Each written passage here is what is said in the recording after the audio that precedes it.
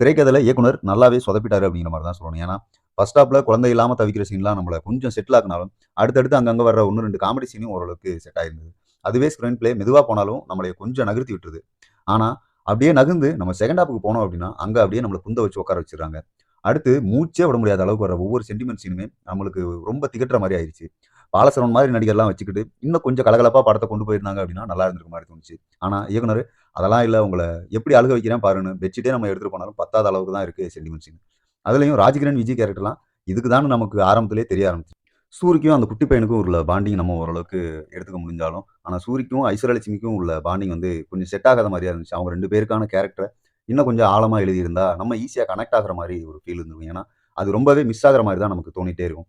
ஆரம்பத்தில படம் ஓகேங்கிற மாரி இருந்தாலும், போக போக "எப்பா போதும்டா, எவ்வளோ நேரம்டா கேப் விடாம அழுகுறது" அப்படிங்கிற மாரி ஆயிடுது. ஒவ்வொரு சென்டிமெண்ட் சீன் பார்க்குறப்பயுமே நமக்கு அதான் தோண ஆரம்பிச்சது. படமும் மெதுவா நகர்றதால எப்படா முடிப்பீங்கன்னு ஆயிடுச்சு. கண்டிப்பா எடிட்டர் வந்து இன்னுமே நெறைய கத்திரி போட்டுருக்கலாம். ஓகேவான முதல் பாதி, சுமாரான 2ஆம் பாதின்னு படம் நம்மளைய கொஞ்சம் சோதிக்க தான் செய்யுது. இருந்தாலும், ஒருவேள சென்டிமெண்ட் சீன் மட்டும் போதும். எனக்கு நெஞ்ச பிழிஞ்சு கசக்கி விட்டு என்ன தூக்கி போட்டா போதும். என் கண்ணெல்லாம் பூத்து பூத்துன்னு அழுதுகிட்டு நான் வெளிய வந்தா போதும்னு நெனைக்கிறவங்களுக்கு, இந்த படம் செட் ஆகலாம். மத்தபடி இந்த மாமன் மலையேற தவறிட்டான்னு தான் சொல்லணும். அடுத்த ஒரு விமர்சனத்துல